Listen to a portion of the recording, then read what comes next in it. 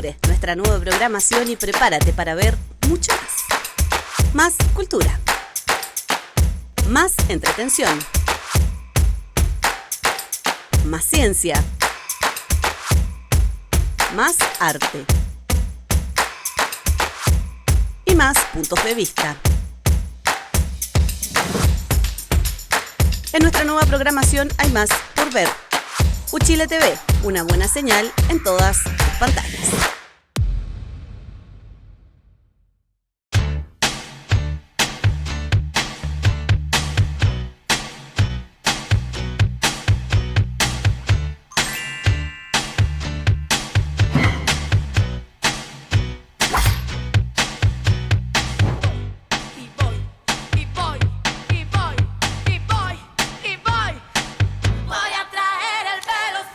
Bienvenidas, bienvenidos a un nuevo capítulo de Descabelladas, aquí en la señal 11.2 de Uchile TV y también Radio Universidad de Chile, el 102.5.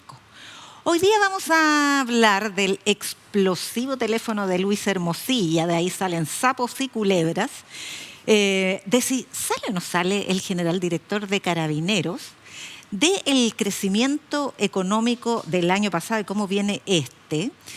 Y vamos a hacer un anticipo del anticipo que hicimos el programa pasado, no sin antes saludar a Alejandra Matos. ¿Cómo estás? Muy bien.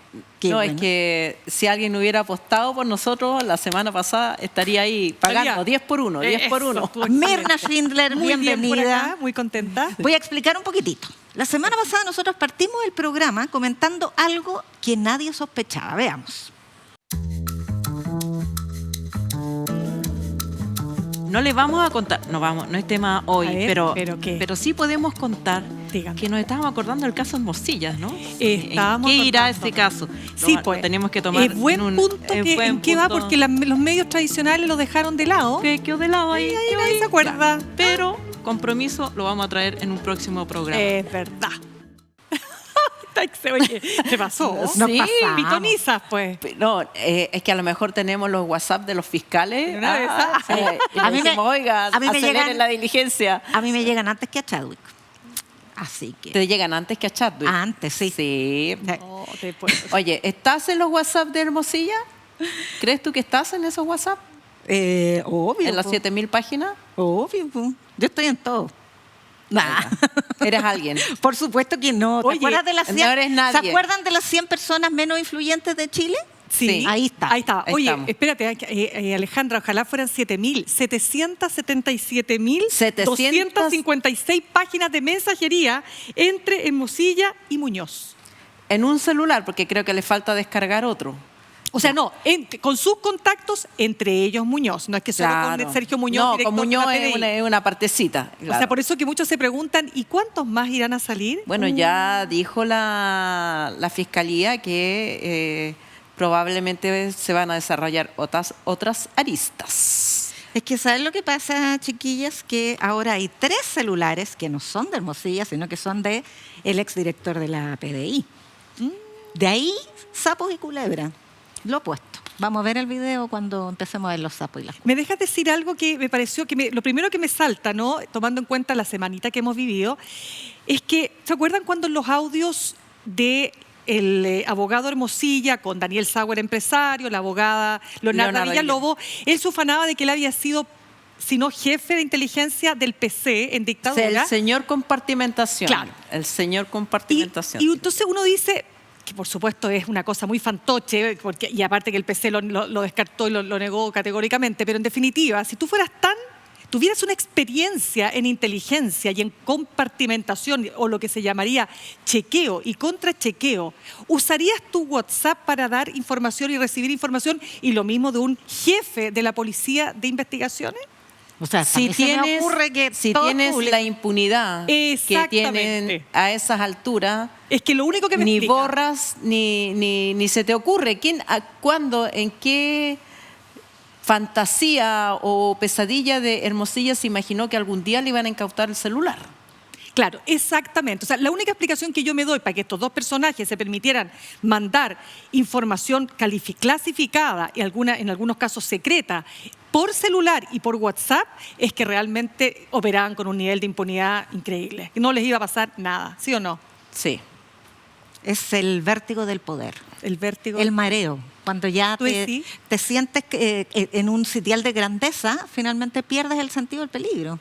Te sientes tan protegido, tan confortable, Pero bueno, que no hay peligro que te amenace. Es Pero que algunos botaban los computadores al río para que las pruebas, ¿no es cierto?, desaparecieran. Pero los votaron cuando una vez que fueron sorprendidos. Por eso yo creo que una de las cosas positivas de todo esto es el actuar de los fiscales, en este caso, porque eso es lo que sale de norma, digamos, que los fiscales hayan no solamente formalizados, sino que actuaron sigilosamente, no se les filtró nada y sorprendieron al jefe policial, sorprendieron al gobierno, sorprendieron a todo el mundo porque actuaron como se tiene que actuar en este tipo de investigaciones. Cualquier filtración hubiera hecho que el señor Muñoz hubiera activado el delete.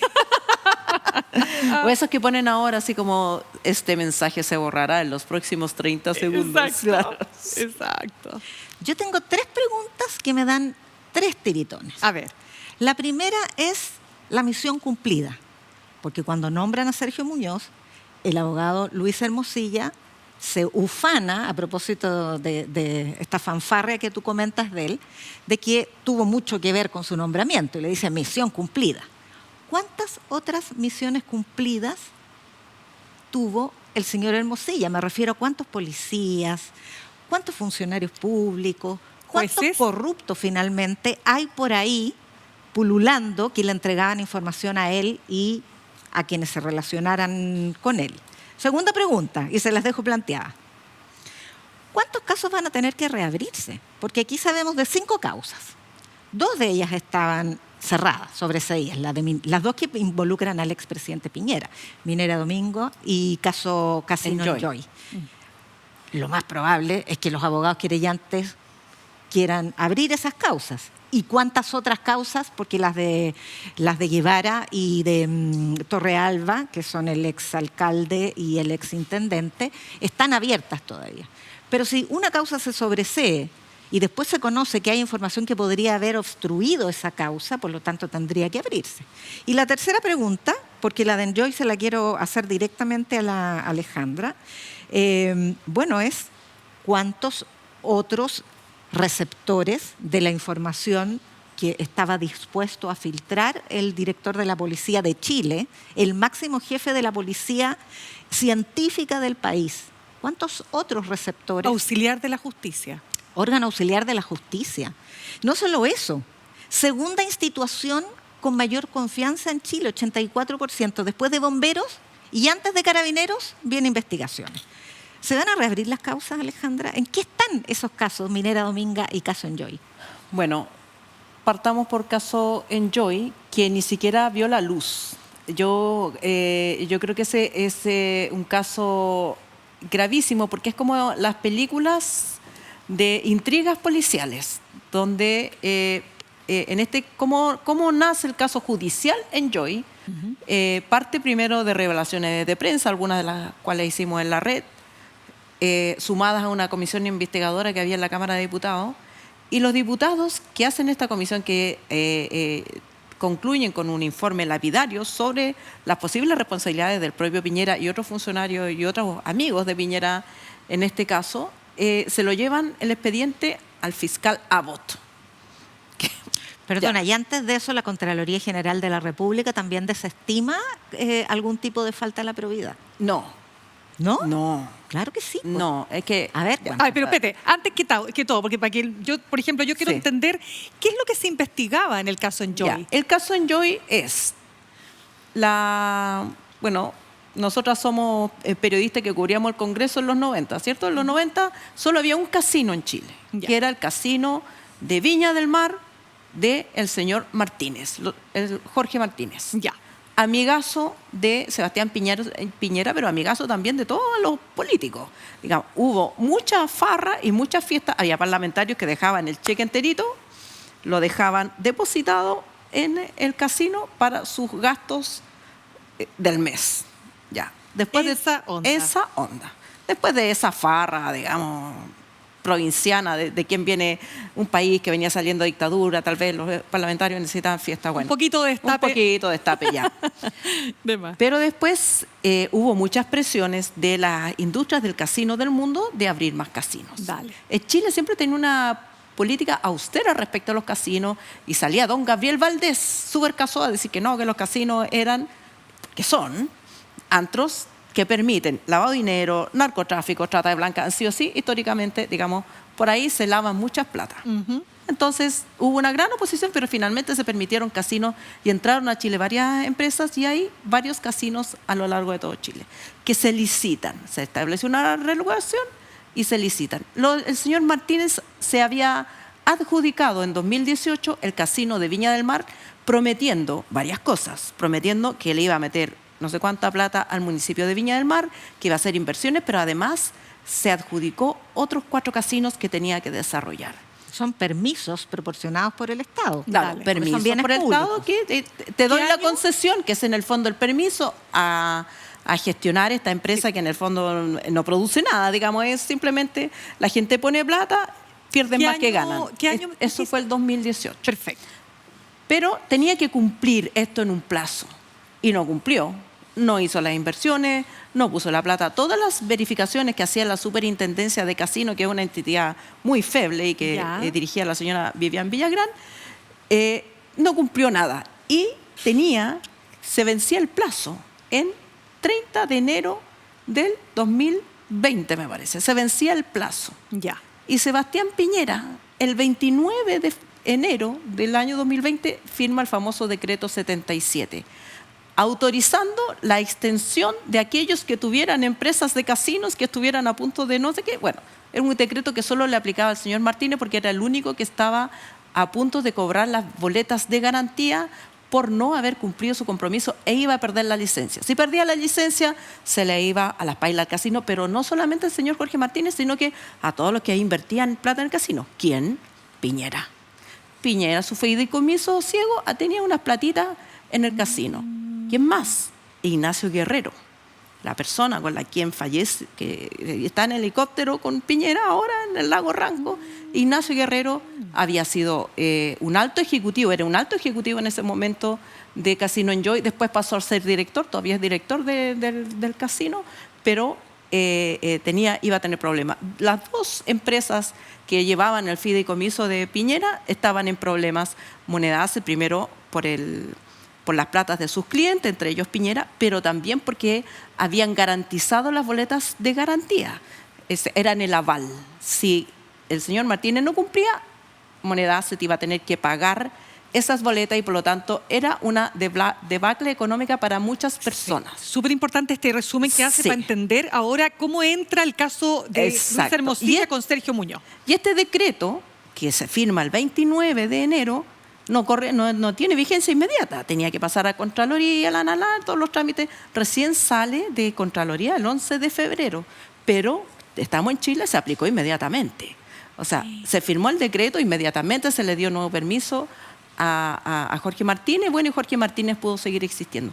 Todo esto que es, digamos, una irregularidad porque es el presidente usando su autoridad para beneficiar a un particular que además coincide con ser con su amigo del alma, donde trabaja el financista de su campaña y gran amigo Ignacio Guerrero, y además con plata suya familiar puesta en el casino, se lo lleva, todos esos antecedentes se lo lleva el diputado González y los otros diputados se lo llevan al fiscal Abbott. El fiscal Abbott se lo remite a Armendariz. ¿Y qué pasó? Nada. La causa quedó. Cri-cri. ¿Pero por qué ella dice que no hubo tal resolución de la Contraloría? La Contraloría dijo que no había falta de probidad. Esto es lo que yo recuerdo. De Piñera. De Piñera, o sea, pues. Claro, bueno, pero es que lo que importante es que Contraloría sí estableció que la Superintendencia de Casinos favoreció a casino en Joy y a Martínez. Ya. Y le hizo un reproche Eso es y muy ordenó importante. una auditoría detallada de todo, de cómo esta superintendente Vivian Villagrán, muy cercana a Piñera y al ministro de Hacienda de entonces, que, milagro de milagros, a pesar de este reproche, sigue en el cargo hasta el día de hoy. Que hizo Contraloría con esta auditoría, quedó ahí archivada harto tiempo. Hace poco, de manera secreta, se le entregó los resultados de esta auditoría a la superintendencia de casino para que haga sus descargos, y ahí va ese caso. Pero lo importante es que desde el punto de vista judicial no se levantó un lápiz para investigar este caso. Entonces aquí toma relevancia que Hermosilla haya pedido antecedentes del caso a Sergio Muñoz.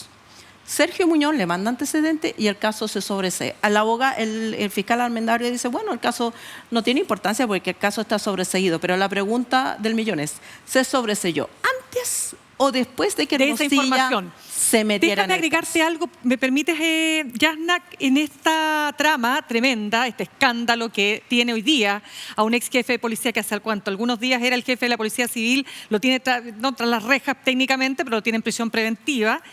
Fíjense ustedes que el abogado Juan Carlos Manrique, abogado de Sergio Muñoz, dice lo siguiente. Hermosilla le dice, yo soy el abogado del presidente, a su defendido, y él cayó en una suerte de encantamiento, dice él. Y acá viene la parte de Enjoy, que la quiero vincular. Y le pregunta una muy buena entrevista de la segunda, y le dice el periodista, ¿y Enjoy qué es? Es proteger la institución, porque él dice, todo lo que hace mi defendido es para proteger la institución del presidente, que estaba complicado por el tema Minera Dominga, por un lado, que ese es otro tema, y Enjoy. Y mira la respuesta, permítame, por favor, la respuesta del abogado. Eso tiene razón con el decreto que extendió las boletas de garantía de ese operador. Lo mismo que tú acabas de decir, porque si se las cobraban, quebraba. Y resulta que lo que estaba detrás de la denuncia de la Cámara de Diputados es que este caballero, entre comillas, o sea, entre paréntesis, Piñera, tenía inversiones a través de sus sociedades familiares, de BTG, fideicomiso, y si le iba pésimo, se iba a la chuña su apuesta, que en realidad la habían hecho los niños, los hijos de Piñera. O sea, le dice el periodista, era proteger al presidente en lo financiero. La misma historia dijo, si le va como las reverendas en esta cuestión, en definitiva, era para proteger la institucionalidad del presidente. Bueno, Juan Carlos Razones Manríquez, que a confesión de prueba, o sea, ahí está el motivo, que es un motivo espurio. No puede la policía no es una guardia personal del presidente, ni puede usar los recursos del Estado para proteger al presidente ni a nadie. Es impresentable. Ni siquiera la excusa de o proteger la presidencia o proteger a la policía, ¿de qué? ¿Del descrédito? No es aceptable. Por eso, razones de Estado. Pero miren el dato. que pensábamos Juan Carlos superadas. Manríquez, ¿Quién? A entre ver. todos sus clientes, ¿Ya? hoy día tiene a la Asociación de Casinos. Es el abogado puedo de la Asociación de Casinos de Juego. Ah, no. No, es ya, que sí, es que te ya. pasaste. Es que Cerremos si no por hay, fuera. si no hay, Cerremos Bueno, por fuera. de todas maneras, el otro caso que involucra al extinto presidente Piñera, que es Minera Domingo, recordemos que fue la causa de la segunda acusación constitucional en su contra, que sí se aprobó. ¿Se acuerdan el filibusteo del diputado Naranjo, el viaje raudo del entonces diputado Giorgio Jackson, etcétera? Entonces estas causas podrían reabrirse a propósito de esto, pero yo creo que esto deja planteado un desafío que se ha barajado durante mucho tiempo y que quedó trunco por la crisis de seguridad, y es la reforma necesaria a las policías, porque no es posible que un jefe policial tenga siquiera la posibilidad, el espacio, Claro. el margen de maniobra como para filtrar información reservada. Y que no quede registro. En una institución moderna, con controles, con participación de la autoridad civil, además, tiene que haber dispositivos para evitar este tipo de corrupciones. Y aquí las policías se mandan solas. Y por lo tanto es un buen espacio para hacer la reflexión respecto a por qué se detuvo, se bloqueó la reforma de las policías cuando nuevamente se demuestra la necesidad de policías modernas, con más accountability, con control civil, con registros más ordenados, con modernización, etc. Entonces, creo que ahí hay un primer desafío. Pero yo quería preguntarte a ti, Mirna, ¿cómo viste esta polémica de la ministra secretaria general de Gobierno, Camila Vallejo, con el fiscal nacional? Porque ella dice que estamos en presencia, probablemente, de una red de corrupción que involucra por ahora a personas de la actual oposición.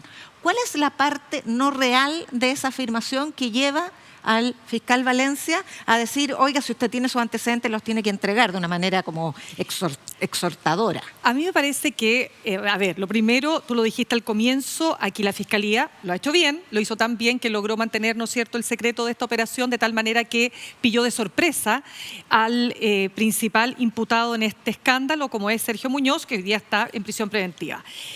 Por lo tanto, claro que sorprende esta declaración que hace el fiscal nacional, porque uno podría decir,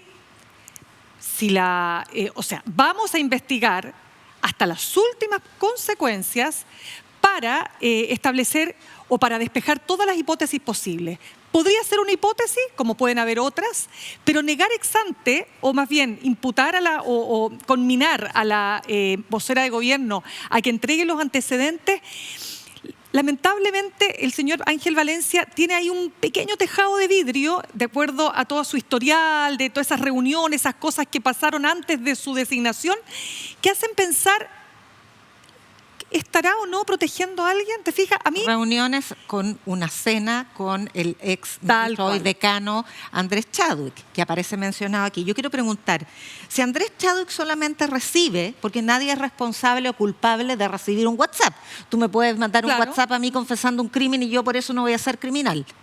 Pero hace 2 años y medio que recibió, al menos sabemos, de un WhatsApp que da cuenta de que su amigo Hermosilla tenía acceso a información reservada de la policía y en 2 años y medio no dijo nada. No se dio cuenta que esto era un escandaloso acto de corrupción, habiendo sido recién ministro del Interior. Entonces, cuando se habla de red de corrupción, no digo que él participara en esto, pero a lo menos es sospechoso que no haya hecho la denuncia. Pero, a ver, si 2 jefes policiales corruptos, porque está involucrado el anterior a Muñoz, Espinosa, más un abogado que a la sazón estaba contratado por La Moneda, intervienen en procesos judiciales de un alcalde de Renovación Nacional y de un intendente de ese mismo partido, y en un proceso que involucra al presidente Piñera, o sea, yo creo que a lo menos podemos hablar de una red, podríamos decir presunta corrupción, pero no sé qué es corrupción si perpetrar el delito de filtrar información, el delito es en el caso del funcionario público, pero también Hermosilla era funcionario público, si trabajaba, o al menos tenía no era algunos funcionario caracteres. público técnicamente. A ver, despejemos la paja del trigo. De partida, Hermosilla trabajaba... Aquí no hay paja. Ya. Yo tiré puro trigo. Sí. Trabajaba Hermosilla para el Ministerio del Interior en el momento en que recibía esta información. No es que la recibió después, no es que la recibió mientras ejercía funciones, contratos varios, diversos, no solamente para el Ministerio del Interior. O sea, no era dedicación exclusiva. No era dedicación exclusiva. Pero era dedicación importante. Y era el operador judicial de La Moneda, y así se presentaba en los medios. Además, se presentaba como el encargado en la sombra de los casos. Se dice, no, es que el caso tal lo llevaba Samuel Donoso, el caso, sí, eso era el abogado con patrocinio y poder. Pero el que coordinaba la acción judicial de ese gobierno era Hermosilla, y Hermosilla llegó ahí por Andrés Chadwick. Y trabajaron juntos mientras que Andrés Chadwick estuvo en La Moneda y siguió trabajando ahí después que Chadwick se fue, pero eso no significa que rompieron su relación de amistad. Intercede, por lo menos queda así la idea, él mismo por lo menos se jacta de haber ayudado a Muñoz para que asuma el cargo. Muñoz, que había sido jefe de inteligencia, o sea, ya tenía una relación con el jefe de inteligencia de la Policía de Investigaciones, no con el señor que recibe los partes policiales, que no sabe qué está pasando, que no sabe quién es el presidente, no. Con el jefe de inteligencia de la Policía de Investigaciones, Delfín de Héctor Espinosa. Y ahí en los correos hay cosas como, hay que investigar al juez Campos. teléfonos al fiscal, al fiscal que estaba investigando a su jefe anterior. Entonces, eso es una red. Así son las redes. Así es funciona. alguien que ayuda a alguien y que pasa la información a otra persona. Es una red ilegítima porque eso está, por supuesto, que fuera de todos los procesos. No son No hay diligencias ningún justiciales, no hay ningún conducto regular. Claro, dice, no hay evidencia de que esto haya perjudicado Por supuesto que no hay evidencia porque de eso se trata, de que no haya evidencia. Por eso le recibe por WhatsApp, después llamará por teléfono, se juntarán en un club de golf, se pasa la información. De esas son las redes. Y por supuesto que la audiencia de formalización es la prueba que necesita la ministra Vallejo. Es cualquier persona con 2 dedos frente, dice, además ya lo dijo en un tono muy mesurado, dice, es posible que estemos ante una posible presunta no sé qué, más condicional no podía ser.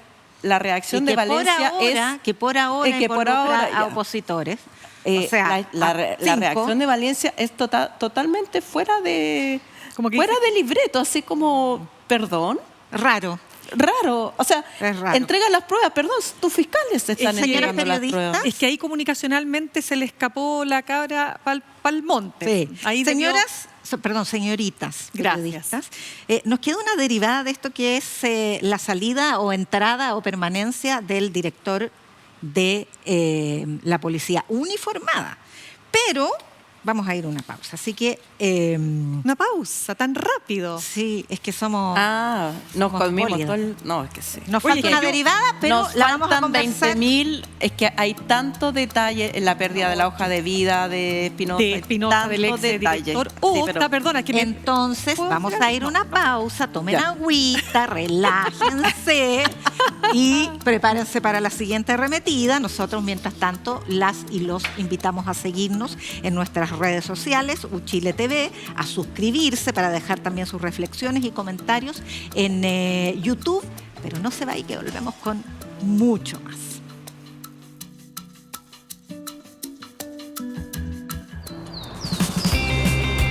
Despierta Chile, es hora de desayuno panamericano, Buenos días, desayuno con colación, por favor. donde nuestros campeones cuentan sus historias. Después de mucho tiempo estar presente para un cumpleaños de tu mamá. Llevaba 5 años perdiéndomelo y fue como, oye, ¿sabes qué? Llevo 5 años afuera, ¿es posible que yo me pueda ir? Y descubren nuevas pasiones. Hoy día voy a tener que dar una clase a Antonia, que hace waterpolo. Porque ser el mejor en algo no significa no poder divertirse en todo lo demás. Nosotros vamos a entrar de una forma rider ahora ya. Cuerpo, mata el cuerpo. Va a ir muy adelante. Risas, historias y el orgullo de representar a Chile. Desayuno Panamericano, el corazón del Team Chile, por Uchile TV, en todas tus pantallas.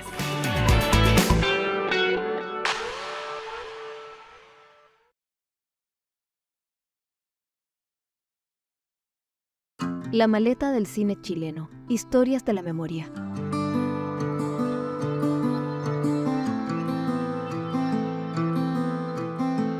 En colaboración con el Museo de la Memoria y los Derechos Humanos, presentamos una selección de documentales sobre nuestro pasado reciente, para que nunca olvidemos y avancemos juntos hacia un mejor futuro.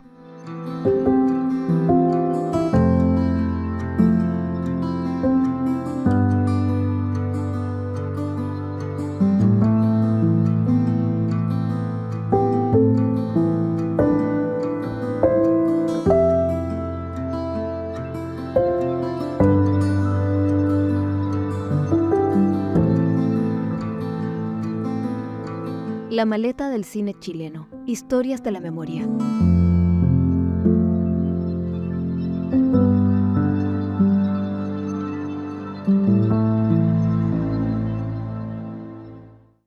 Y estamos de vuelta en Descabelladas. Queremos decirle a todas quienes nos ven y a todos quienes nos ven y escuchan que tenemos una excelente programación aquí en Uchile TV, series, música, programas de conversación y mucho más, porque en Uchile TV hay más por ver.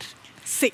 Bueno, así con Hermosilla, pues niña. Ya, pero es que yo quiero aprovechar porque la Ale, la otra vez cuando estalló el caso audio, me acuerdo perfecto, Ale, que hiciste un perfil de Hermosilla, porque uno se pregunta ¿Cómo tanto poder? Ahora estaba leyendo mientras ustedes hablaban, porque este es un programa dinámico, somos también informaciones que están en desarrollo, publicado por La Tercera. Nosotros les damos el crédito a nuestros colegas, Claro, como corresponde. Nicolás Quiñones y Alonso Vatel.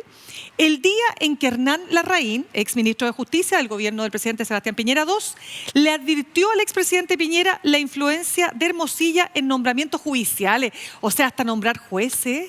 Pero claro, porque es como lo que quedó de la vieja justicia, que supuestamente se reformó con la reforma procesal penal, se reformó una parte buena, importante, que son las investigaciones penales, pero el sistema de nombramiento sigue igual y hay espacio para los operadores judiciales. Los operadores lo que hacen es que tú eres candidato, ya, yo te organizo una cenita, si te nombran, bueno, después yo te voy a ver con una causa mía, ¿qué vas a hacer tú? ¿Me recibo o no me recibo? Oh, qué atroz. Me pides una audiencia, Por eso es que yo creo que esta frasecita de la misión cumplida, por supuesto, es reveladora de que él estuvo detrás del nombramiento. Puede ser blufeo o no blufeo, pero para efectos sirve igual. Pero ¿qué tanto poder? ¿Cómo que tú que lo conociste? ¿Por qué? Porque Lucho Hermosilla estaba dispuesto a hacer lo que no hace ningún abogado. Es el abogado que quiebra huesos, que está disponible para amenazar, para decirte yo sé esas cosas, sé tales cosas de ti, por eso le pedí a Muñoz que averigüe sobre tal fiscal. Él hace cosas que están fuera del rango de la defensa normal, habitual, que es, bueno, ¿cuál es tu caso? Podemos recurrir a la ley, no sé qué, esta va a ser la línea de defensa. No, él hacía estas defensas o actuaciones fuera del foro judicial, juntando gente, llamando, se entera de una cosa, la lleva para otro lado, presiona. Con licencia para matar, diríamos, con licencia para cinematográficamente. Y por eso sus servicios eran muy valorados. Por eso, bueno, los gobiernos de Sebastián Piñera le pagaron más de 200 millones de pesos, según publica Ciper Chile, casi 240 millones de pesos. Que igual para Lucho Hermosilla esas son las monedas. Claro, es para pagar la vencida. Sí. Ha sido muy confusa como el episodio del día viernes, cuando se produce el allanamiento, la diligencia, estalla el escándalo y sale renuncia al cargo, digamos, porque la audiencia de formalización fue recién ayer, martes. Fue confuso porque estuvo 3 veces, dice él, dice su abogado, en La Moneda. Nunca le pidieron oficialmente la renuncia, sino que le dijeron, oiga, lo insto a que usted voluntariamente presente la renuncia. Todas estas presentaciones de renuncias voluntarias no son muy eufemísticas, pero tienen mucho que ver con la manera en que se ejerce el poder. Finalmente él presenta voluntariamente su renuncia, no se le pide, pero queda la pregunta respecto del otro jefe de la policía, que también está formalizado, cuya audiencia para entregar los detalles de esta formalización va a ser el 7 de mayo, Ricardo Yáñez, director de Carabineros de Chile.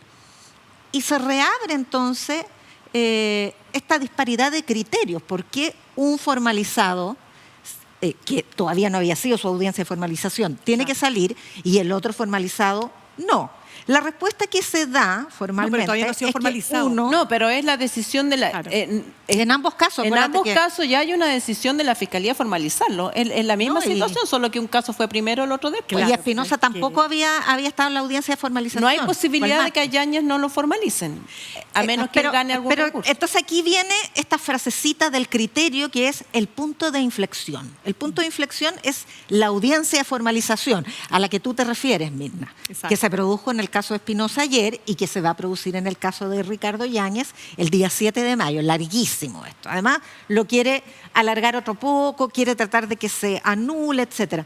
Pero en un caso, la respuesta ante esta pregunta de por qué uno sí y el otro no, es que Muñoz perpetró él directamente el delito de entregar información. Tanto que reconoce no el delito, pero reconoce haber filtrado la información. Exacto. En cambio, Yáñez... Claro, pero es que ellos dicen que no, como no afectó. Sí. Entonces, en cambio, Yáñez supuestamente no perpetra él directamente el delito porque es un caso de omisión, pero la omisión es un delito también, entonces sí lo perpetra directamente.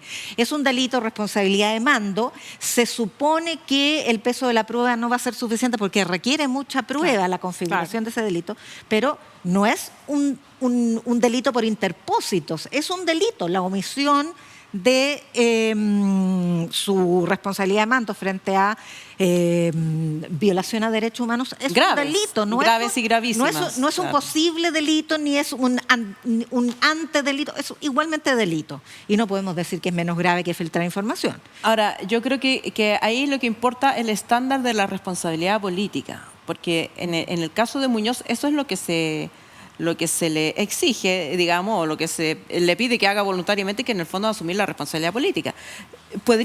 Incluso la formalización no es una condena.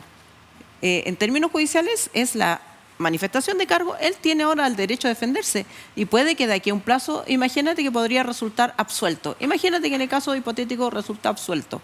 Igual renunció. ¿Por qué? Porque es el ejercicio de la responsabilidad política. Claro. Y creo que en ese el estándar debiera ser el mismo. ¿Por qué no es el mismo? No lo sabemos, pero yo creo que más allá que esto tiene muchas consecuencias políticas, pero tiene una consecuencia que es poco evidente. Carabineros e Investigaciones tienen una rivalidad histórica. A veces Investigación estaba por debajo de la apreciación social cuando Carabineros estaba en la cima de la gloria. Carabineros baja a los subterráneos de la aprobación social. Investigaciones sube y todas las series de televisión, lo in era tener un policía con la chaquetita azul. Ahora, en este minuto, todavía Investigaciones campea, ha subido Carabineros, pero desde el punto de vista de la moral de los funcionarios, es un golpe muy fuerte tener que entregar, así lo sienten ellos se entregan a su director. Tú ponen la cabeza y les cortan la cabeza. ¿Por qué al otro no? Y ese es un problema que yo creo que está muy soterrado y que no se va a ver, pero eso lleva, por ejemplo, a las huelgas silenciosas de brazos caídos, de policías tirando para atrás la orden de investigar y no haciendo nada porque que hay además un privilegio. Claro. Hay una tradición de rivalidad entre esas dos policías. Yo quiero comentarte algo, Yasna. Yo creo lo siguiente, o sea, entiendo a lo que tú vas, ¿no es cierto? Como diciendo, acá el gobierno, al menos en mi punto es, el gobierno está en un zapato chino porque se acerca la fecha de formalización de Yáñez, que va a ser en mayo, no sé el día, pero... El 7 de mayo. El 7 de mayo. Pero el punto hoy día es que el gobierno, si procede a pedirle la renuncia a Yáñez, se expone a tener una situación que igual es compleja, que son las dos cabezas de sus policías descabezadas. Y la gran pregunta respecto de Yáñez ya no es si va a salir o no va a salir, porque es claro que va a tener que salir, finalmente va a salir. Si el punto hoy día es con quién lo reemplazan. Y que era la misma discusión que hubo cuando recién se supo de la formalización eventual y que fue finalmente que va a ser formalizado en mayo. Entonces, ahí hay un tema político, que es mucho más que lo que debiera ser desde el punto de vista de lo correcto, de lo ético o de lo que uno esperaría o de lo que la ciudadanía esperaría o de lo justo. Y en ese sentido yo entiendo la suerte de ambigüedad que se ha vivido en estos días en que un ministro dicen que se arrancó con los tarros, a lo mejor no se arrancó tanto con los tarros, al tratar de pedirle vía respuesta de una entrevista de televisión o más bien tirarle la pelota a Yáñez. Pero obviamente que esa confusión, esa ambigüedad está a la vista porque el gobierno, insisto, está en un zapato chico. Ya, pero es que en política el problema que no se resuelve solo crece. Exacto. Solo crece. Pero este problema se había resuelto en una especie de entente en que dijeron, bueno, hasta que lo formalicen.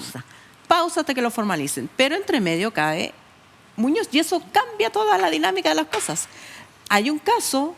demuestra de otro jefe policial formalizado Y que además renuncia. se produce la contradicción con el ministro de Justicia, que nunca se supo bien si fue un sondeo que hizo respecto de que tenía que renunciar o se arrancó con los tarros y expresó una opinión personal. Bueno, pero yo pero- les quiero pedir, Cuente. Alejandra y Mirna, Que cambiemos yo sé que el tema. tenemos muchísimo más que decir, ya. no pararíamos nunca, pero tenemos que cambiar a otro tema Vale, venga. que, o sea, es para sobarse las manos, los pies, todo. Para sacar los palillos, dices tú. Y el Bueno. derrumbe de los consensos en el Senado de la República. Esta institución impoluta, el templo del diálogo, de la mesura, de los consensos, bueno, era otro antro más de Claro. incumplimiento de palabras, operaciones, egos, etcétera. ¿Cómo lo vieron, Alejandra? Ups. Bueno, creo que aquí hay, bueno, lo obvio que por supuesto que tiene consecuencias. Esto es como un terremoto 9 en la política, porque puede que hoy día se resuelva, ya hay una cabeza y se resolvieron las cosas de las comisiones y tal, pero la herida que deja es enorme y esto trae resentimiento y por lo tanto deseo de cobrar las cuentas. Porque Sed de venganza. Sed de venganza. Entonces, en política esto no pasa sin que haya secuelas en el futuro. Eso así como a primera vista, pero también yo creo que el estilo de Jimena Rincón, no sé cuánto más le va a dar, no sé cuánto más puede usar esta bandera, de decir, voy primero, entierro el puñal y me salgo con la mía. Ahora, sí creo que el PPD la embarró en demorarse tanto, y qué importaba que si Jimena ordene, que si Pedro Araya, show. Y también creo que el ministro Álvaro Elizalde, no sé dónde estaba, Álvaro Elizalde. Lo que pasa es Que lo veo cuando- también cuando- ausentito en lo que está pasando en la Cámara. Sí, pero cuando se traspasa un límite tan básico de la política como quebrar las confianzas de un acuerdo firmado, no sé qué puede hacer ningún ministro. No, pudo Ni- haberlo saca la hecho re- antes. Claro. Antes de que la sangre llegara a No, esa pero es que antes ya estaba la voluntad de hacerlo, si esto se fraguó antes. No Claro. sé. De que se le ocurrió ese día, no. Bueno, para los que a lo mejor no tienen por qué necesariamente nuestra audiencia saber qué pasó, Sí. que en el fondo estaba acordado que la presidencia del Senado le correspondía no solo a un senador oficialista, sino que a un senador vinculado o PPD, digamos, independiente pro PPD o PPD. Y eso se enredó por una serie de tecnicismos que es largo explicar, pero acá yo quiero ir a otro punto que me parece aún más complejo. ¿Cuál es la señal que le damos a la ciudadanía? Porque ¿qué hay detrás de todo esto? ¿Es solo que la señora Jimena Rincón, la senadora, se picó y como ustedes se demoraron mucho en darme la presidencia de la Comisión De Hacienda. que era el PPD, que tenía que darle esa firma, ese papelito, y llegaron tarde con el papelito? No, mira.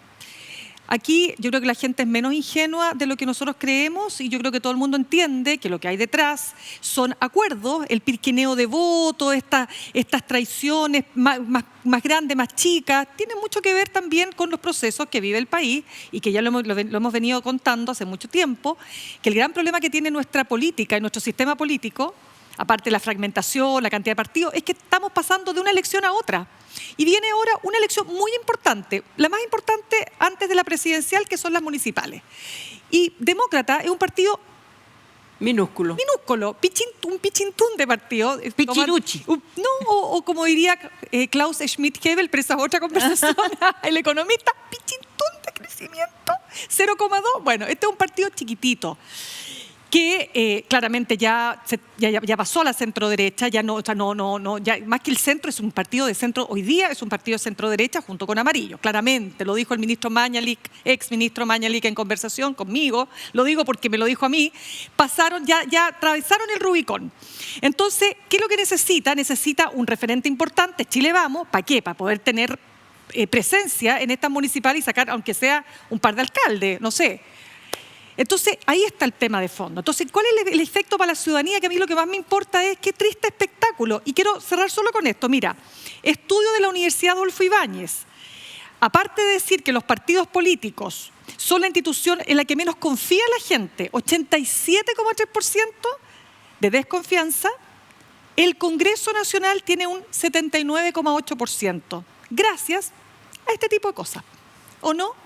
Porque tú dices, si no se honran los acuerdos en lo más mínimo, ¿qué podemos esperar para sacar adelante los grandes temas pendientes como la reforma a las pensiones? Por eso es que además está la herida narcisista de los senadores, porque todos se dan cuenta que la operación, sobre todo de la oposición, si la operación fue de la oposición, el oficialismo aquí es víctima, habrá cometido muchos errores, pero es víctima de la ruptura, de la que además dirige, además esto es muy a desparpajo, digamos, al descampado, como se dice en el Código Penal.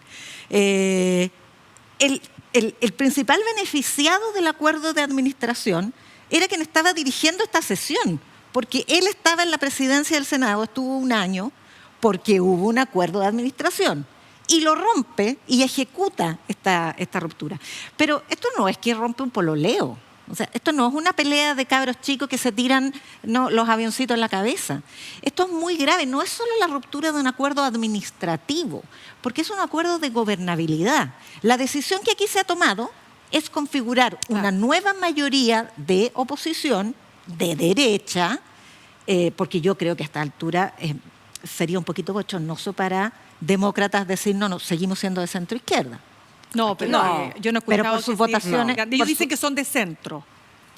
Pero para el plebiscito recordamos que eran la cara centro-izquierdista del rechazo, para el primer plebiscito. En el fondo, pero hay la decisión de romper un empate por parte de demócratas, que además está siendo extensivo, porque por supuesto que el apetito de poder de demócratas está súper abierto ahora en la Cámara de Diputados. Exacto. Y la diputada, se me olvidó en este minuto el nombre. ¿Cariola? No. Joana Pérez. Joana Pérez, ex demócrata cristiana. Sí, está a punto de instalarse en la presidencia de la corporación, en vez de un comunista, que también era el acuerdo. Pero ese acuerdo se ha roto como 3 veces. Entonces ya no escandalizaría tanto. Pero se rompen 2 principios fundantes de la democracia, y eso es muy grave. Uno, la regla de la mayoría, porque el pueblo de Chile eligió a un Congreso de centro-izquierda y sin mediar elecciones, hoy día hay un Congreso de centro-derecha.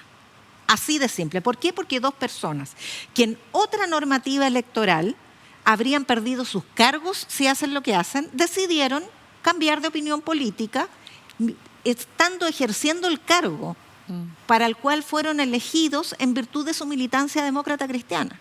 Entonces cambia la correlación de fuerza, que no es una cuestión que se haya establecido por azar o por deseo personal de cada miembro. La soberanía popular eligió un Congreso de mayoría de centro-izquierda. Pequeña mayoría, pero mayoría al fin. Y hoy día hay una mayoría decisiva de centro-derecha. Y eso va a significar, por supuesto, que se frustran todas las reformas. Y aquí llegó la reforma previsional de la Cámara con carcasa nomás, y existía la expectativa de que se llenara de contenido, y eso va a ser bien difícil. Y el otro principio fundante de la democracia que se ha roto es el de la representación. Porque estas personas no fueron elegidas en virtud de sus atributos personales, pueden tenerlo, no es el ánimo de este programa ni de mi persona descalificarlos, pero fueron elegidos porque representaban un proyecto político.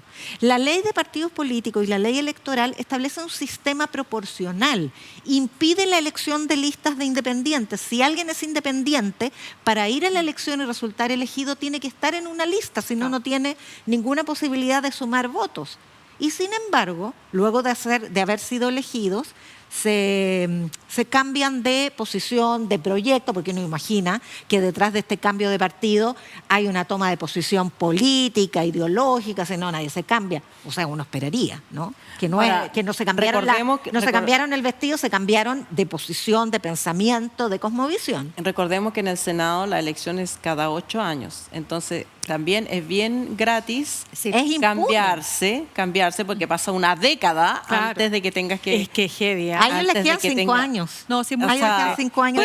Puede hacer todos los saltimbanquis que quiera, porque ¿sabes lo que más me preocupa de todo lo que hemos hablado y de esta encuesta que hace, entre paréntesis, es la Escuela de Comunicación y Periodismo de la Universidad Adolfo Ibáñez? ¿Qué es lo que pasa cuando la gente se desencanta de los partidos políticos a este nivel y de su Congreso, el Parlamento? Uno que no vivió el Parlamento, cuando nosotros crecimos en dictadura, el Parlamento, ¿saben cuál era? La Junta Militar era el Parlamento. Ahí se hacían las leyes, entre 4 generales. Entonces, cuando eso ocurre, ¿saben lo que pasa? Surgen los Bolsonaro, los Donald Trump, que ahora está amenazando con que va a haber un baño de sangre si es que él no sale electo. Ahora lo matizó, dijo, no me refería a que si yo salía electo, no, sino que la industria automotriz, porque están importando muchos autos de China, una brutalidad. Pero, ¿qué pasa? Salen los Trump, salen los Bolsonaro, los Erdogan, los Putin, es decir... Oye, en Portugal acaba de haber elecciones. Los Bukele, exacto. En Portugal acaba de haber elecciones. Claro. Y vienen elecciones en julio de la Unión Europea. Ojo. Sí. Y ahí van a converger todas estas nuevas formaciones de y también puede haber populistas de izquierda. Bueno, y los Maduro... hay populistas de todos los sectores. Bueno, lo que pasa es que, claro, sí, cuando pero colapsa... unos son liberales y otros son iliberales. Esa es la diferencia más peligrosa para la democracia. Chipo. Ya, bueno, populismo de cualquier lado. Populismo de izquierda, populismo de derecha, populismo de fin y al cabo. Esa gente que le dice que va a resolver el problema. Usted hizo un problema, ¿te acuerdas? Cuando, oye, a propósito que acaba de morir, pero era una forma de populismo. Cuando Frafra decía, pero ¿te acuerdas era la frase? El primer populista el chileno. Primero. ¿Cómo decía la frase que en los pollitos y después cuál era? Claro, que él iba a resolver en la UEF, ya no me acuerdo. Claro, ya. que él iba a terminar con el UEF al tiro. De un santiamén. Bueno, en fin, ese es el gran problema. Entonces, sí, atraes votos para tu partido, entre gallos y medianoche se hacen estos acuerdos para las elecciones municipales, yo te paso aquí, yo te paso allá.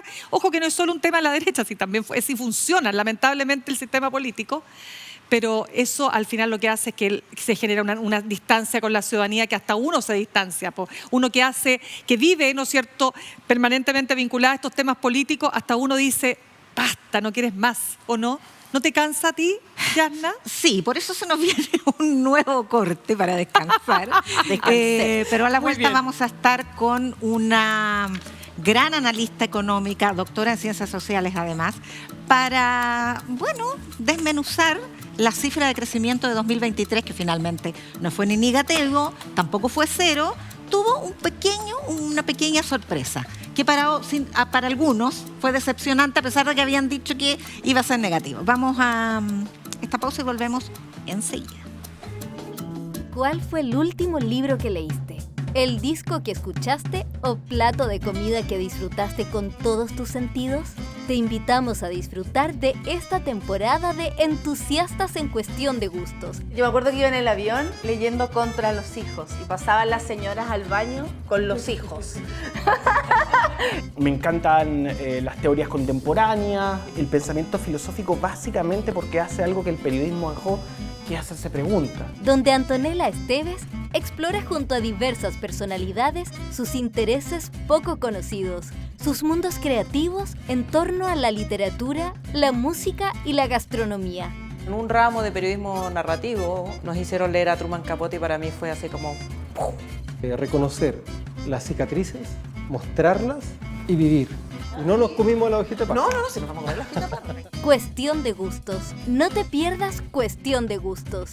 Todos los jueves a las 22 horas por las pantallas de UChile TV.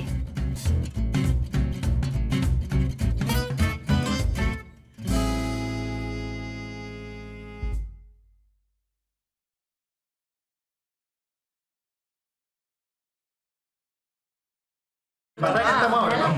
Mi papá quiere todo mientras le pagamos. Tengo una duda, ya, perdón. Pero me invitaron a un programa que parte en marzo y no hay nada. No, está todo. Pero que se están hablando del futuro, del apocalipsis, del estado de las cosas, pero tantas cosas. Más simple, una canción. ¿Cómo sonaría? ¿Qué ritmo?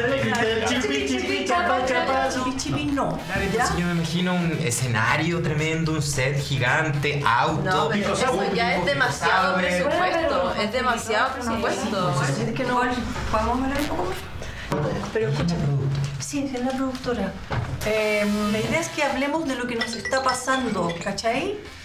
Lo que nos está pasando, sí, que hay caos. Pero que yo no quiero hablar con las personas, yo no quiero hablar con gente, tanta gente además. Toda la semana hablando con gente. Eres el conductor, tienes que hablar con las personas. No quieres hablar, Tito, tú eres el conductor, son dos personas. Cuando nada está tan claro y el estado de las cosas es muy confuso, Solo queda mirar el futuro esplendor.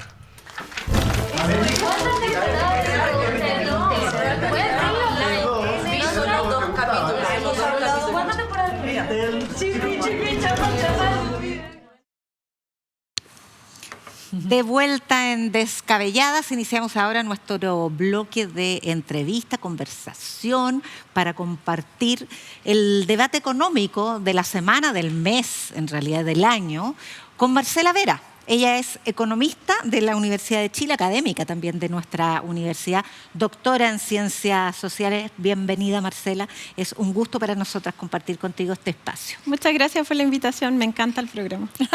Eso, muy con bien. mayor Otra razón. descabellada. Con mayor razón.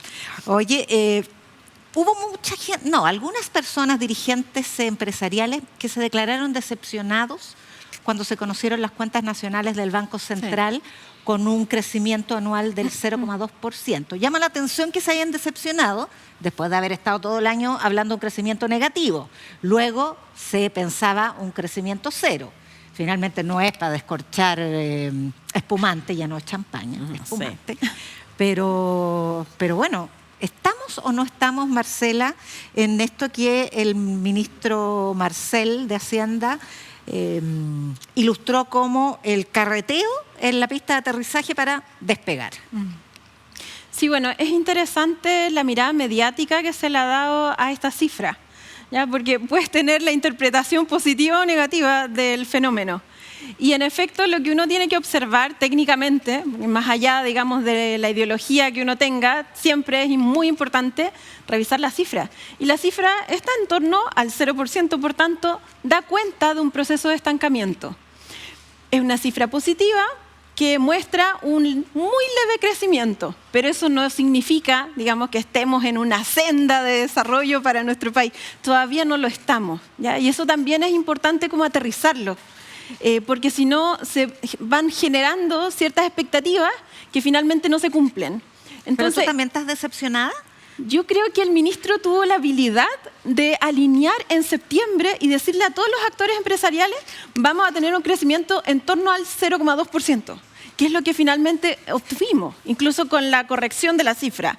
Entonces, eso es una estrategia, digamos, muy interesante en términos político-económicos, pero también mediáticos, porque permite salir a Chile del estado de recesión, en términos técnicos, y entonces te posiciona en una situación de crecimiento. Pero si tú lo miras con una visión, digamos, más crítica, objetiva, tú observas que estamos en un 0% y por tanto, en este sentido, también es importante ver cómo salir de ese lugar, porque si no, finalmente te quedas muy cómodamente en una cifra muy bajita. Marcela, hay que contextualizar todos estos fenómenos. Bueno, primero, en que tuvimos tasas de interés enormes justamente para bajar la inflación. Eso se logró, pero digamos, la economía estaba funcionando con freno de mano y de pie. Entonces, era bien difícil que creciéramos. Pero esto se da en un contexto de décadas. O sea, a largo plazo uno ve la década 2003-2013, el crecimiento promedio anual fue 4,8. Y la década que acabamos de cerrar, 2013-2023, ha sido 1,9 el promedio anual. Entonces, estamos en un estancamiento, como dices tú, pero estructural, pareciera. O sea, es que cuando miramos como los proyectos de desarrollo que tiene nuestro país, notamos una ausencia de oferta. ¿Te fijas? Casi no hay voces que estén pendientes de decir esto realmente nos va a convertir en una potencia mundial. Y ese es el propósito de que necesariamente tiene que tener un gobierno para poder salir de un estado de subdesarrollo. Porque si no, lo que tenemos es simplemente cifras que están en torno a indicadores muy bajos. Por ejemplo, hoy día se presenta la cifra de 2,5% como si fuera un gran número que nos va a permitir generar un enorme empleo. Y en realidad eso no es cierto. Y por tanto, dado eso, tenemos que resolver aquellos aspectos estructurales que tampoco los resuelve un único gobierno. Tienes que generar un plan nacional que te permita entonces tomar al menos 2 décadas para que nuestro país vuelva a generar un proceso de industrialización, por ejemplo, de valor agregado, con condiciones muy distintas además en términos medioambientales. Hay que incorporarlo dentro del tipo de tecnología, por ejemplo, que utilicemos.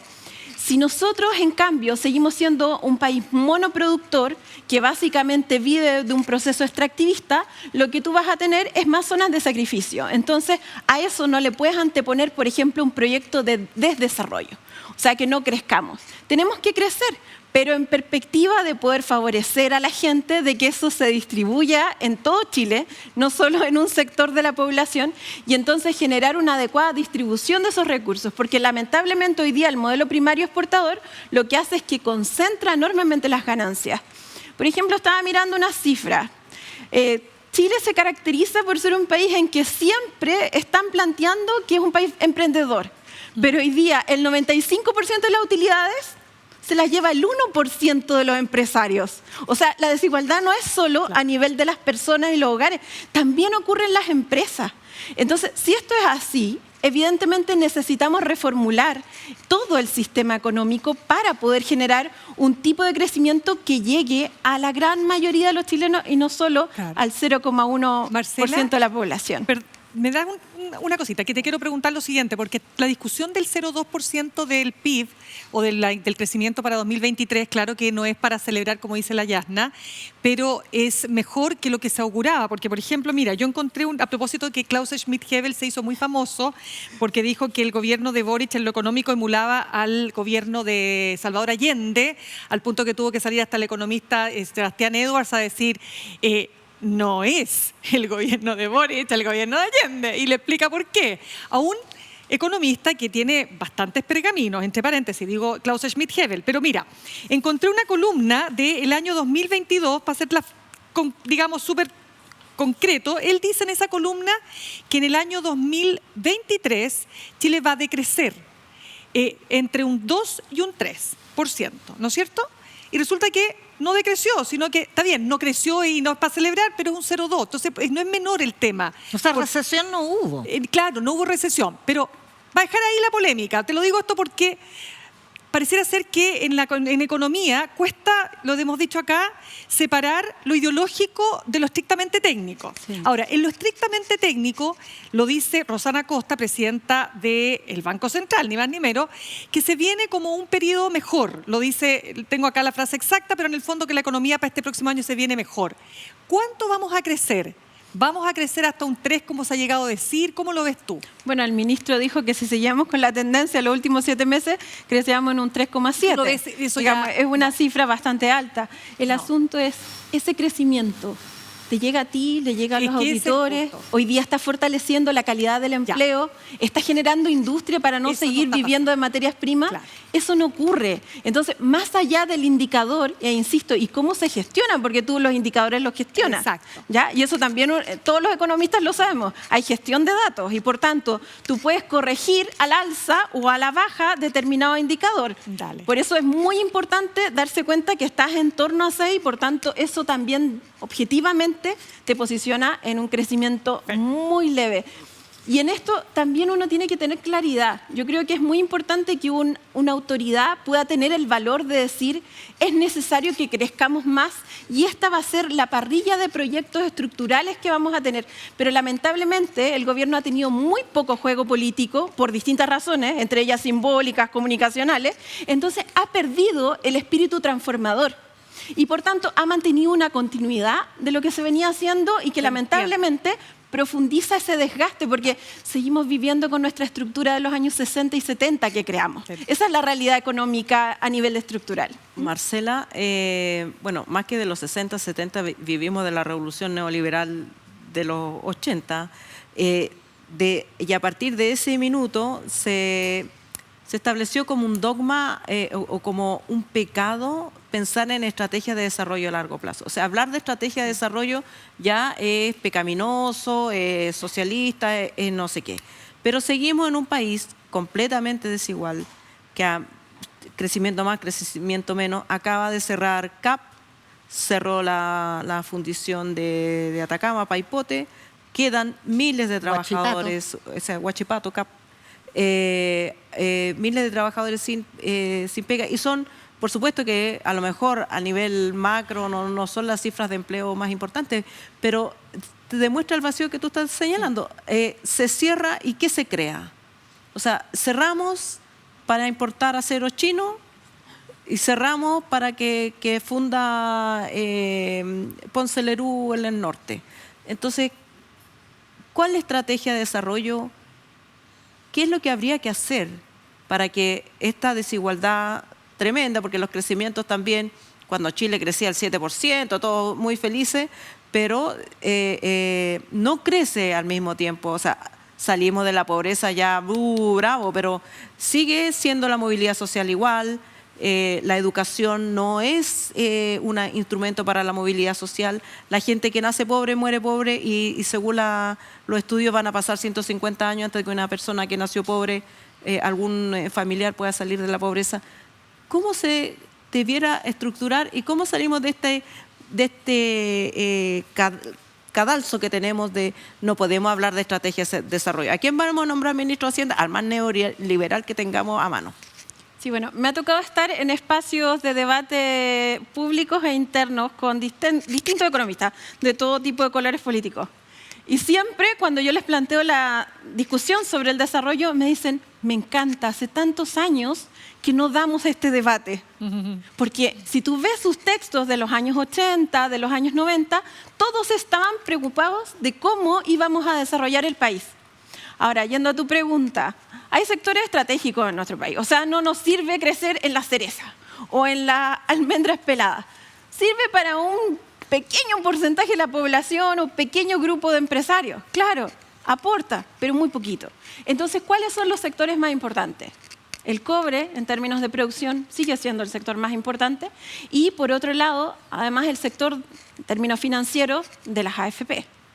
Esos son los sectores estratégicos. Claro. Y por tanto, si tú quieres hablar de un proyecto nacional, tienes que ir hacia esos dos sectores para modificar desde donde se concentra verdaderamente la riqueza en nuestro país para poderla entonces distribuir en los otros sectores. Porque hoy día tenemos un sector que está súper empobrecido, que es el sector de la construcción, que sí genera empleo. Y vemos las últimas cifras ya hace más de un año más o menos y 8 meses que tenemos una cifra súper negativa. Claro. ¿Queremos que los sectores se desarrollen de forma desigual? No. Tampoco lo queremos a nivel de las regiones, que es un problema que además abunda. O sea, ya no tenemos solo una pequeña zona pobre, ya claramente se están empobreciendo distintas macrozonas y por tanto hay que generar una estrategia de desarrollo y de industrialización que pueda entonces fortalecerse a nivel territorial. Pero Marcela, perdona. Solo para terminar. Yo hablaba de los años 60 y 70, pero debo precisar que esta estrategia de industrialización inicia el 39 en adelante. Y claro, en los 80 lo que tenemos es un aumento del libre comercio. Y es ahí, si se hubiera hecho inteligentemente, podríamos haber posicionado nuestros productos. Pero como los aranceles se bajaron de 110 a 10 en pocos años, en 2 años, entonces lo que hicimos fue destruir nuestra industria nacional. Ese es el producto de la dictadura. Ya, pero no podemos decir que estamos en cero. Existe una estrategia nacional del litio, existe una estrategia nacional para el hidrógeno verde. Son energías del futuro, en realidad del presente. Ya están generando bastante recaudación fiscal, generación de riqueza y esperemos que venga un ciclo de largo aliento para eso. ¿Lo estamos haciendo bien? Mira, a mí me encantó la idea de la Estrategia Nacional del Litio. De hecho, fui una de las economistas que participó en la elaboración inicial. ¿Ya? Soy de las economistas que sabe de cobre y de litio. Me he formado hace muchos años y, por tanto, participo de esos procesos.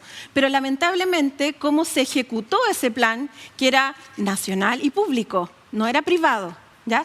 Estamos pensando en que no todos los sectores tienen que estatizarse, pero sí aquellos que concentran nuestras principales riquezas, así sea potenciales, como es el caso del litio. Pero va a haber una empresa con mayoría del Estado. Sí, hay una empresa con mayoría del Estado, pero lo que perdemos todos los chilenos, todos, son el 49%, que queda en manos de Soquimich, que ha sido la empresa que privatizó durante 40 años y no fue capaz de industrializar. Y la privatiza otorgándose a sí misma un crédito. Esto está súper documentado en varias investigaciones que realiza el Congreso. Y por tanto lo que estamos haciendo es simplemente lavar la imagen de una empresa, permitiendo toda una estructura de corrupción para quedarse con el 49% de las riquezas del litio que nos pertenecen a todos y todas los chilenos. Es distinto del cobre. El litio es de nosotros en términos legales, no es concesionable. ¿Tenemos la capacidad de emprender una empresa puramente del Estado? Esa pregunta es maravillosa, porque ¿cierto? uno diría como, ¿seremos capaces los chilenos? ¿Se han fijado que los chilenos somos muy sencillos, como muy humildes, incluso con los grandes desafíos? Bueno, resulta que es un problema de nosotros- recursos, finalmente, si capaces somos, pero Por ejemplo, ¿existen los recursos? Por ejemplo, en términos de recursos, somos muy distintos a los países latinoamericanos que no pueden contar ni con $1.000 millones. Cuando nosotros queramos industrializar, necesitamos más o menos unos $6.000 millones. Esa cifra tú la consigues muy por lejos en los fondos de pensiones, la consigues muy por lejos en el FES, que es el Fondo de Estabilización Social y Económica que tiene nuestro país como un fondo de ahorro. Por tanto, ¿tenemos los recursos o dependemos del capital extranjero? A diferencia de toda América Latina, nosotros sí tenemos los recursos. ¿Me permites cambiar un tema que también ha estado en la conversación y que yo creo que a nuestra audiencia también le hace mucho sentido? Cuando se produjo este entrevero, valga la redundancia, entre el expresidente de la SOFOFA, Bernardo Larraín Mate, y la ministra Janet Jara, estaban en una conversación, en un seminario, y ella dice, si quieren inclusión, paguen mejores sueldos. Y ahí se instala un tema súper sensible en Chile, que son los bajos salarios. Porque todos nos explicamos por qué. Porque, o sea, nadie discute que los salarios en Chile, digamos que no son los mejores del mundo, con precios muy caros. Chile es muy caro. Cada vez que alguien viene de afuera te dice, oye, pero que es caro este país, que es caro. Es verdad, es caro. Entonces, la pregunta es, para ti, ¿por qué son bajos los salarios en Chile? Ay, quiero ponerte un ejemplo. Vale. Mira, hay una empresa X que ganó 48% de rentabilidad. Ya. Estamos hablando de una rentabilidad gigantesca. O sea, piensa que cuando uno estructura una idea de rentabilidad, un 10% es mucho. 48% es demasiado. De narco. En el periodo anterior fue 78%. Mira, pues. Sin embargo, le paga a sus trabajadores 460.000 pesos como mediana. O sea, ni siquiera la los gran 500, mayoría recibe 460.000. ni los 500.000 de Luxic. Voy a plantear que es una industria que hoy día está en un proceso además de crecimiento. O sea, estamos hablando de que no, en términos proyectivos, no va a decrecer. Entonces, ¿cómo vive hoy día los distintos sectores productivos? ¿En base a qué? Al no pago del salario mínimamente que correspondería en torno a la rentabilidad que cada una de las empresas obtiene. Y esto es parte del problema de negociación que hoy día viven los sindicatos, porque no conocen el nivel de rentabilidad que las empresas obtienen y por tanto sus negociaciones están en torno a un 4%, a un 3%, cuando la empresa, en vez de ganar un 4 o un 3%, ganó un 78%. Pero digamos que tampoco se modificó sustancialmente, no se ha modificado sustancialmente el Código del Trabajo que impide negociaciones laborales robustas, donde son siempre desequilibradas y tiene mucho más poder el empresario que el trabajador. Además, hace poco, cuando la Te voy a poner presidenta un- Bachelet, solo para complementar el tema, porque es bien amplio, respecto a los sindicatos y los bajos sueldos, cuando la presidenta Bachelet presentó la reforma laboral, el Tribunal Constitucional bajó la titularidad sindical, que es una de las causas por las cuales los sindicatos son tan débiles. Lo declaró inconstitucional. O sea, no hay la posibilidad que los sindicatos sean dueños del fruto de su negociación. Da lo mismo lo que negocian, el beneficio o perjuicio lo van a recibir todos. Por lo tanto, el incentivo para sindicalizarse es menos cero. Así es. Y al mismo tiempo, además, sabemos que Chile está concentrado en todos los lugares. Yo hice el estudio. En todos los sectores hay alta concentración. 4, 5, 6 empresas manejan todo el sector. Claro. Por tanto, lo que tienes ahí es que todo ese sector de sindicatos debería poder negociar de Por forma rama. ramal. Claro. Pero ¿qué tenemos hoy día? Un impedimento. Y lo último que te quería comentar, Alejandra, es que me he encontrado en todo este proceso de conocimiento de las negociaciones sindicales que, por ejemplo, cuando tienen que votar a huelga, tienen que contratar a un sistema privado para poder ejecutar la votación, si quieren hacerla de forma digital, en vez de que el Estado pueda tener una única plataforma que le otorgue gratuitamente el derecho de la votación a huelga. Marcela, permíteme decir algo respecto al tema de la sindicalización, Insospechado. porque en este debate con la ministra, Bernardo Larraín decía, pero pregúntese por qué la gente no está sindicalizada, por qué hay tan baja sindicalización. Y claro, lo que habría que contestar ahí es que efectivamente, si uno va a los tribunales laborales, lo que ve en gran medida, entre las varias causas, es que también hay mucho mucho desincentivo para sindicalizarse, ya sea porque o hay trabajo antisindical directamente de algunas empresas, o por lo que hablábamos, ¿te acuerdas, Yarna, que decíamos que en Chile da lo mismo si tú estás en un sindicato o no? Porque si el sindicato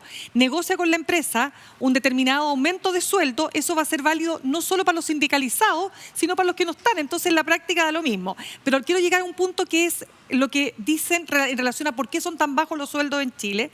Y hay una columna de opinión de Harold Beyer, Universidad Adolfo Ibáñez, él ya no está siendo rector, donde habla de los nudos críticos y dice que desde el 92 en adelante efectivamente se ha cortado la brecha, pero sigue habiendo mucha desigualdad, pero se ha cortado. Pero ¿cuáles son los puntos críticos que él dice? Primero, los que pagan peores sueldos son las empresas más chicas, no las empresas más grandes. Las empresas que tienen menos productividad y quienes ganan menos sueldos son los que tienen menos calificación, menos estudios, los estudios universitarios, que hay un tema ahí, ¿por qué los universitarios ganan más? O ¿por qué, por ejemplo, un técnico, como ocurre en países europeos, gana más o puede ganar un buen sueldo? Bueno, los universitarios ganan más respecto de aquellos que no lo son.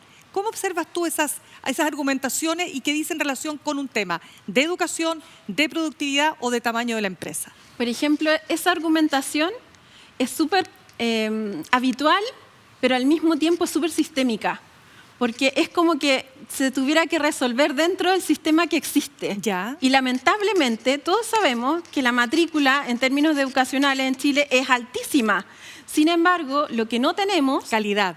No solo calidad, sino que además herramientas para poder generar valor agregado. Dale. Esto tú lo puedes observar, hay unos estudios de Ricardo French Davis en la CEPAL muy interesantes que hizo todo el análisis de productividad que ha bajado, pero no por culpa del trabajador, sino que de la empresa, porque la empresa hoy día está viviendo de las rentas, no está generando un proceso de valor agregado. No le interesa. Y eso hace parte de la mentalidad que lamentablemente hoy día han adquirido los empresarios y por tanto eso ha limitado incluso el desarrollo de sus propias empresas. Tienes razón, mira qué interesante. Alejandra, última pregunta. Última pregunta. Gonzalo Marner afirma que el ajuste que aplicó el ministro Marcel fue excesivo, que la inflación iba a decrecer de todas maneras porque en gran parte obedece a factores externos, por mucho que se diga que fue por los retiros, en gran parte obedece a factores externos y esos factores externos, una vez que se modifican, han bajado la inflación, pero el ajuste lo han pagado básicamente los trabajadores y la fuerza laboral, que hay un desempleo más o menos sostenido en torno al 10% y que no puede haber desarrollo con un 10% de la fuerza laboral fuera de... Y nadie pareciera estar preocupado de ese desempleo. ¿Qué opinas tú de eso? Es que lamentablemente en la discusión pública en estos últimos 2 años hay como 2 bloques, el bloque de gobierno y el bloque de derecha. Pero resulta que el sector progresista dejó de tener un espacio público para poder debatir incluso estos temas económicos. Entonces parecieran como voces disonantes cuando en realidad lo que tú quieres es que el proceso mismo de transformación se lleve a cabo. Y para eso la lectura no es cualquier cosa, porque claro, yo fui una de las que primero planteó esta situación de la inflación. La inflación tiene 4 razones. Una es por demanda, porque la gente tiene más dinero y entonces compra, no hay suficiente, entonces suben los precios. Pero la otra es por aumento de costos. Lo que tuvimos en la pandemia fue un aumento de costos de distribución, fue que literalmente no habían productos.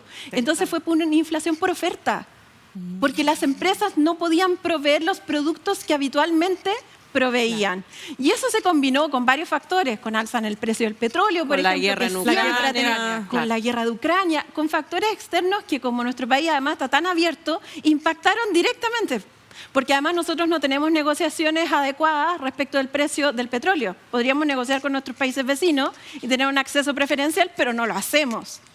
Porque es feo. Porque nuestra estrategia es con Europa, con Estados Unidos. Y lamentablemente esa estrategia chilena nos subordina. Reflexión final, Marcela. Estamos llegando al término del programa. No, te la pido a ti. Nosotros ya llevamos 1 hora y media reflexionando. Sí, yo creo que es muy importante poner en el centro de la discusión también el pensamiento de las mujeres en torno a estos temas, porque muchas veces las mujeres solo hablan públicamente de temas de género. Y lamentablemente eso acota mucho el mismo proceso de desarrollo que hoy día existe en torno no solo a este tema que estamos tratando hoy, sino que a múltiples temas. Eso creo que es algo que necesariamente ustedes además fortalecen y yo agradezco mucho en este programa. Y lo segundo es que tenemos que mirar los procesos que vayamos desarrollando con una lupa también crítica, porque hemos tenido años de un ecosistema de corrupción en donde se nos ha despojado de todo. Entonces, cuando hagan un anuncio, ese anuncio hay que mirarlo bastante con lupa, porque lamentablemente, si no, podrían estar diciendo que esto va en un sentido cuando en realidad ya lleva varias décadas en otro sentido. Entonces, muy importante hacer anuncios con profundidad, que yo creo que hace que definitivamente el gobierno ha penado de ello y que espero que en estos próximos 2 años sea capaz de ejecutar el presupuesto de la Nación, que no necesita nada en el Congreso, porque muy buena tu reflexión hace un rato respecto de cómo cambiaron esas correlaciones de fuerza, que no necesita el apoyo político de los otros sectores y que puede mejorar la eficiencia sobre, por ejemplo, la prevención de los incendios. ¿No alcanzamos nada más? No alcanzamos nada más porque nos tenemos Pero invitaremos a Marcela en otra muy ocasión. bien. Absolutamente. Nos quedamos, nos quedamos cortas nosotras, Sí, larga tú. pues, además que aprendemos, pues. Marcela Vera, gran economista, doctora en ciencias sociales, lo que también le da un cable Muy social bien. a la economía, que como este oráculo del futuro, tan tecnócrata, ¿no es cierto? Sí. Habían salido los economistas y habían entrado los cientistas sociales, pero se volvieron a Ahora ir. como que Sí. volvió a mezclarse. A quienes están en su casa, auditores, auditoras, las y los invitamos a seguirnos en nuestras redes sociales, a ver nuestros comentarios, a suscribirse a nuestro YouTube y Spotify. Alejandra, Mirna, Marcela, nos despedimos en este primer día del otoño. Hasta el próximo miércoles. Buena.